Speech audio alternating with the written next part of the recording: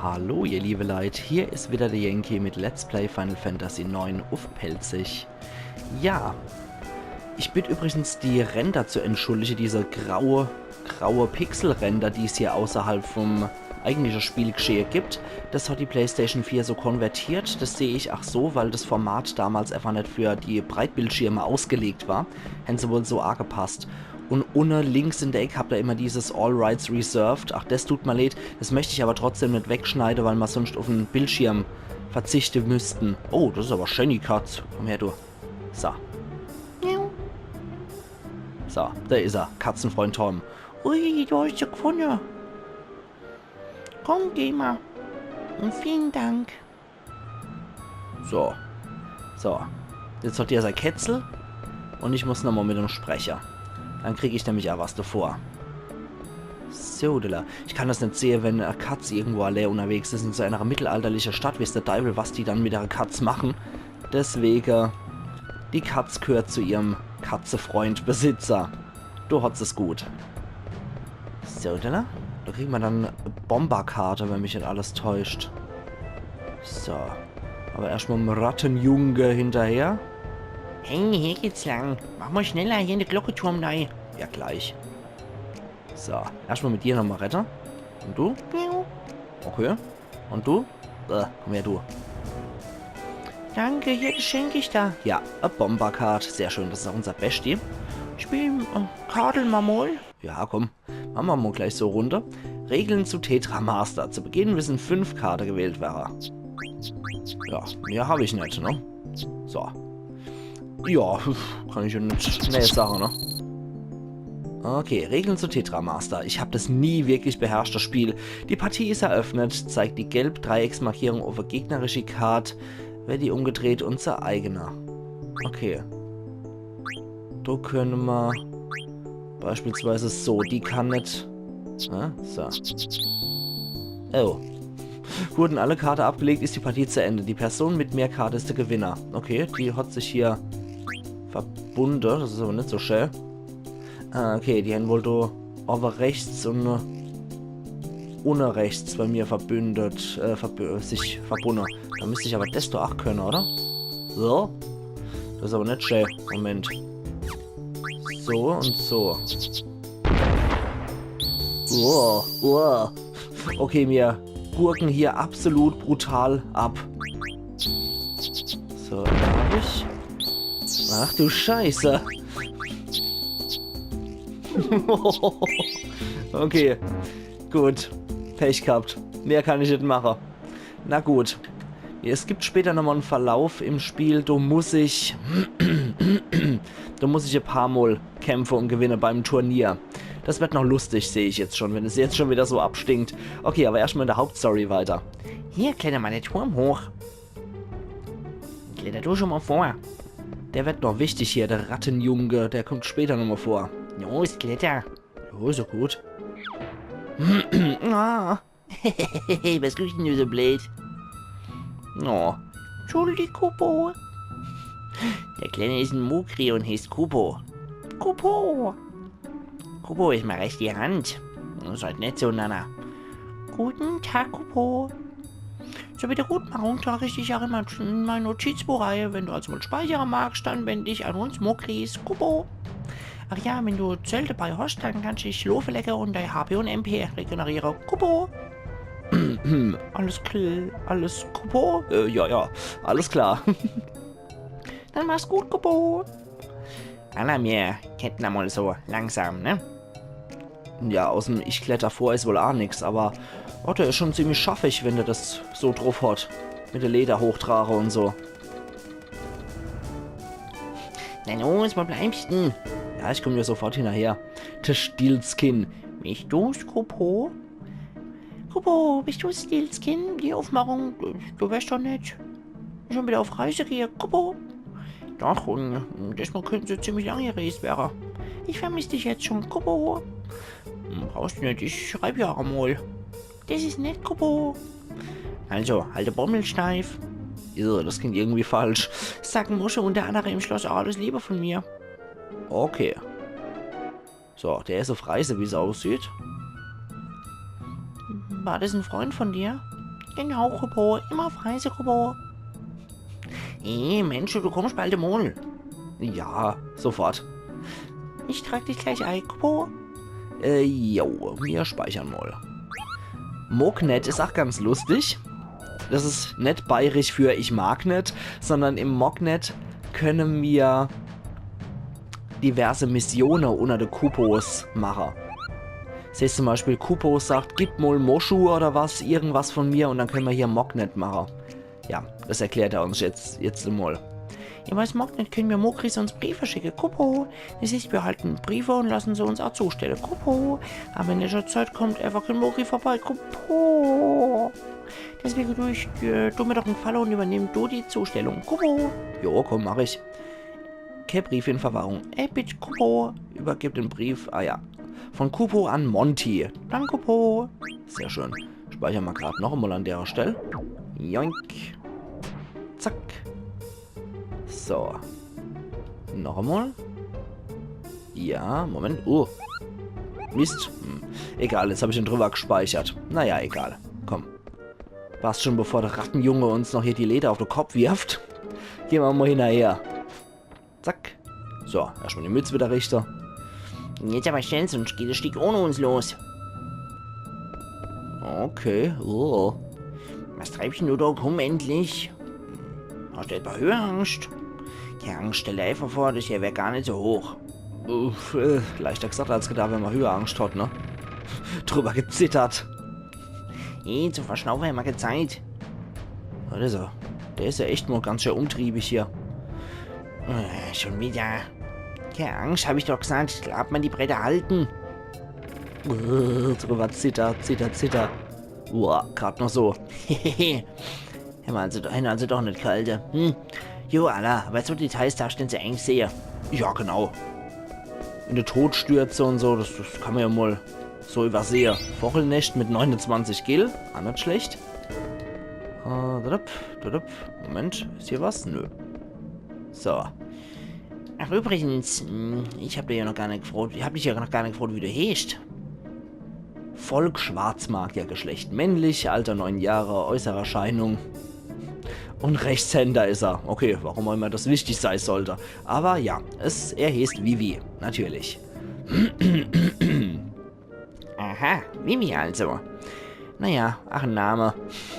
Ich heiße Puck, freut mich. Ja, Puck ist viel besser als Vivi, ne? Moment. Da kann ich aber da runterkraxeln. Und kann dann doch noch ein bisschen was in dem verlassenen Haus machen. Und kann hier nochmal ein bisschen mich umgucken. Da haben wir nämlich, glaube ich, noch was. Jo, 63 Gil. Sehr schön. Da können wir von da aus wieder dort rüber zittern. Da war nix, nö. So, der kleine Puck, der dreht bestimmt jetzt gleich durch. Weil wir alles nicht beikommen. Aber ich möchte mal hier halt alles angucken. So, die Leute, die mir zugucken wollen, ja auch sehen, dass ich ein paar optionale Sachen mache. Wie zum Beispiel 92 Gil hier aus Vogelnester klaue. So. Jetzt geht er hier weiter. Da ist nix. Und da haben wir auch nix. Ne, du kommst auch nicht lang. Puh, endlich du. So. Und hinter der Mauer hier erwartet uns bereits das Schloss. Los, auf geht's. Okay. Einverstanden. Und noch eine Filmsequenz. Das Theaterschiff ist gelandet. Und im Burghof. Schön gemacht, wirklich. Sache schöne Idee, das ganze Ding als Theater so aufzubauen mit Außenbereich. So, die zwei Buben haben sich sogar bis in den Hof reingeschlichen. Und das Stickel geht los. Das ist die Königin. Ja, die wäre ein bisschen schwer zu schnappern, ne? So, die Prinzessin Garnet haben wir auch noch.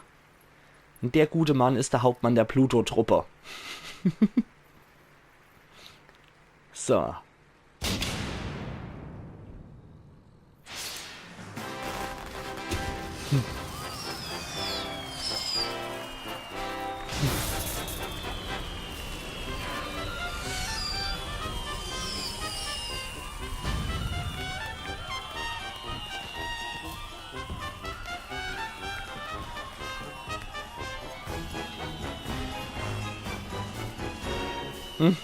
Scheint sich Annie nicht so frei, aber die Königin geht wohl ziemlich ab.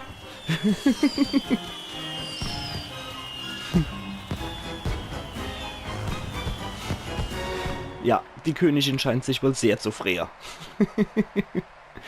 Gut, dann fangen wir mal an. Hochgeschätztes, versammeltes Publikum. Die Geschichte, die wir heute oben erzählen werden, ist eine Geschichte aus bereits längst vergangenen Tagen. Als ihr königliche Hoheit Prinzessin Cornelia die Liebe zu ihrem Liebsten Markus verwehrt wird, fasste der kühne Entschluss, das Schloss für jemand zu verlassen, doch ihr Papa, der König Lear, findet sie und bringt sie wieder zurück. Unsere Geschichte beginnt damit, wie Markus dessen Erfahrung bringt und sich Cornelias Vater zu allem entschlossen entgegenstellt. Doch bevor wir beginnen, erlaube ich mir noch einen Hinweis an alle Versammelter.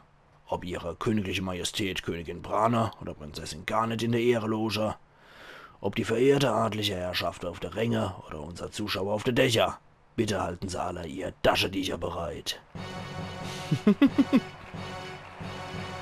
Oh je, so Schnulze, auf die man halt früher so stand anscheinend.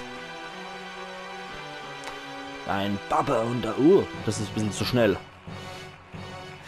Oh, vom Schicksal betrogener Markus, worauf kann seine Kraft für weiteres Leben, bla bla. Nee, geh.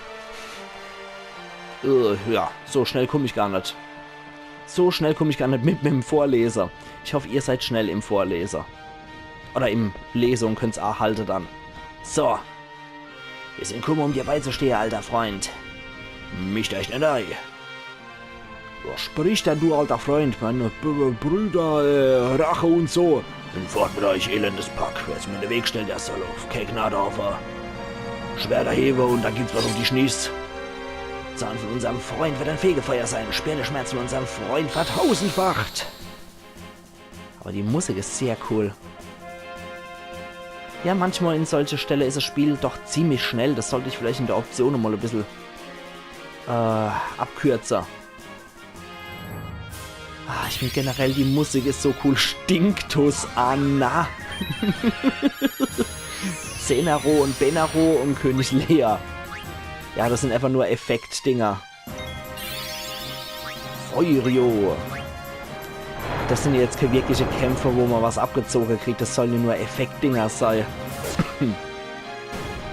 So, der erste Gehilfe ist weg. Zweiter ach.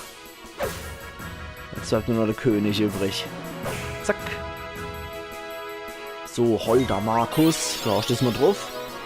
Bevor du dich mit Stinktus nochmal erwischt. So, alles weiter drauf. Zack. Und noch einmal. Und Schnetzel. Und Watsch. Sehr schön. Okay, das war's mit dem Kampf. War ja auch nur ein Schaukampf.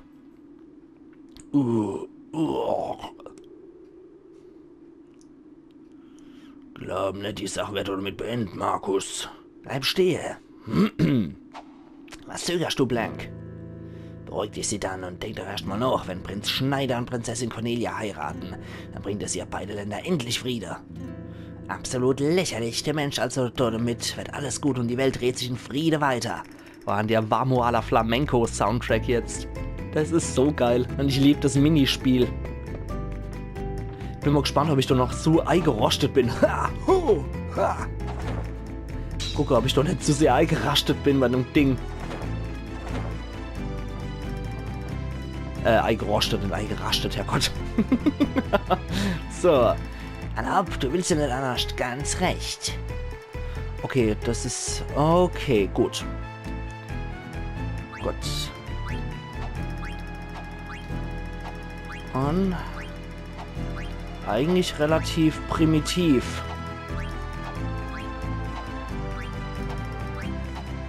Und ja...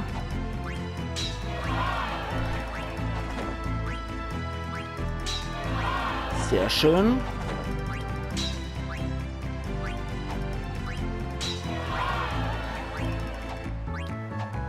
Bisher läuft's ganz gut.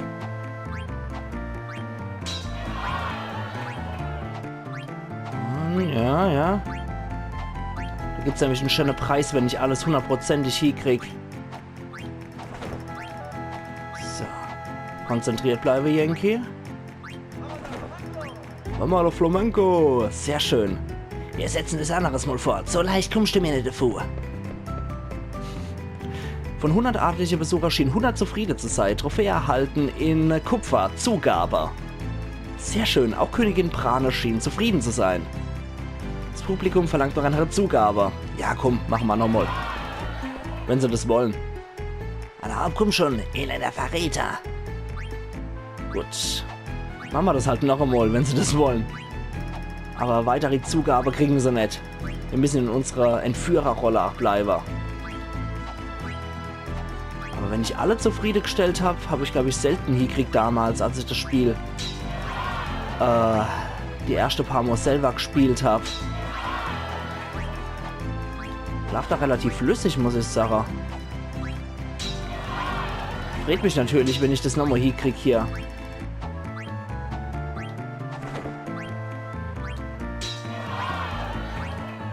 So. Das kann ja wahrscheinlich sein, so ein gut durchchoreografiertes Duell, finde ich. Also wenn es gut dargestellt ist, wenn die Schauspieler es drauf haben, kann so ein Duell sehr schön sein. Wir setzen das anderes Mal fort. So leicht kommst du mir nicht davor. Gut, wieder zufrieden. So, das mal aber nicht. 10.000 Gil wurden auf die Bühne geworfen. Ach du Scheiße. Ja, davon können die Schauspieler durchaus gut leben.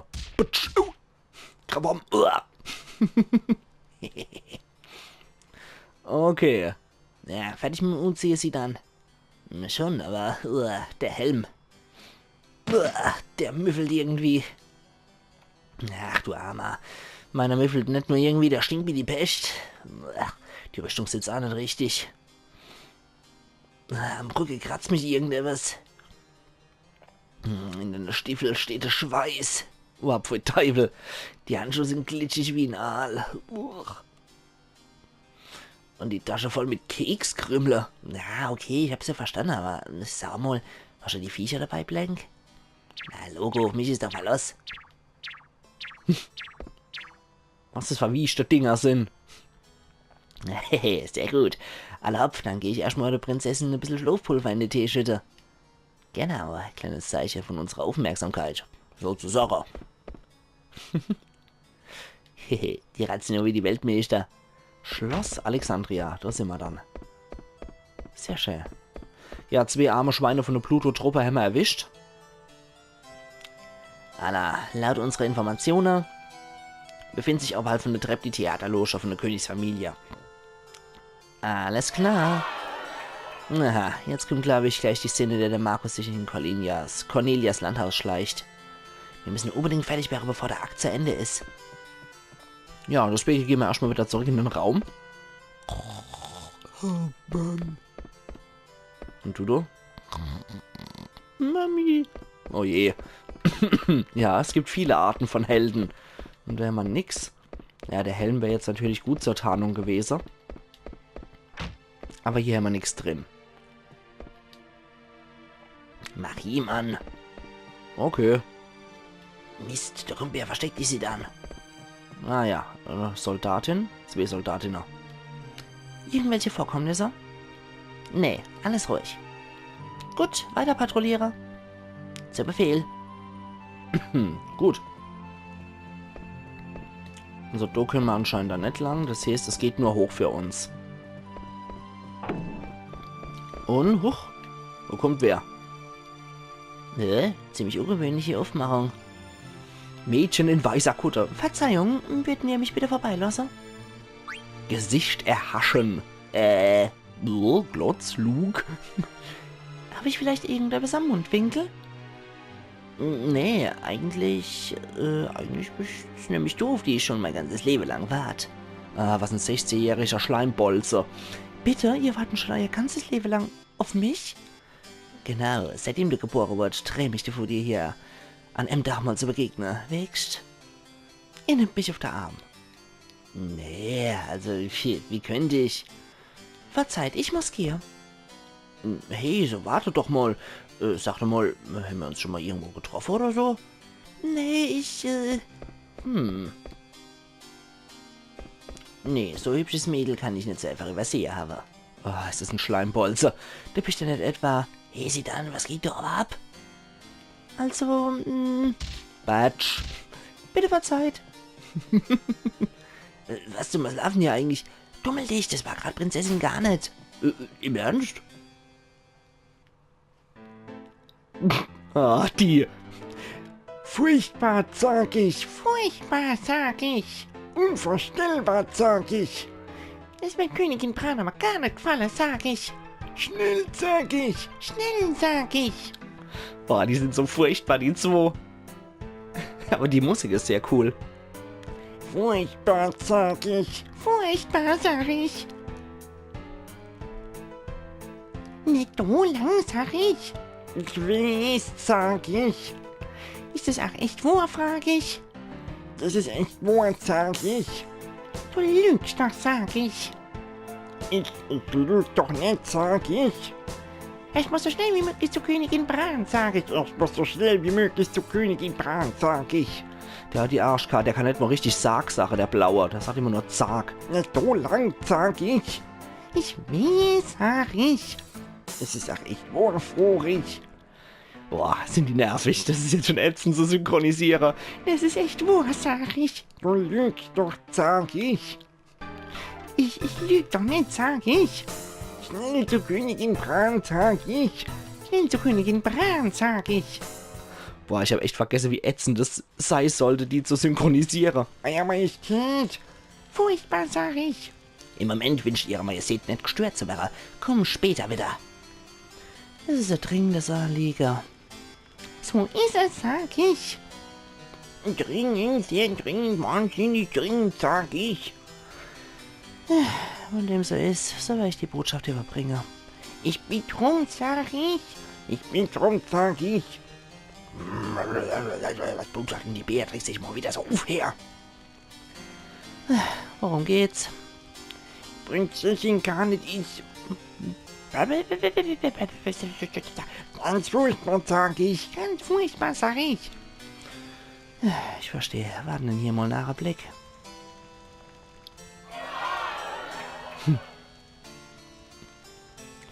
Ich versuche gerade das Stück zu genießen, als erbitte ich mir nicht gestört zu werden. Ich bitte um Verzeihung, aber Prinzessin Garnet ist... Ach ja, wo ist Garnet überhaupt?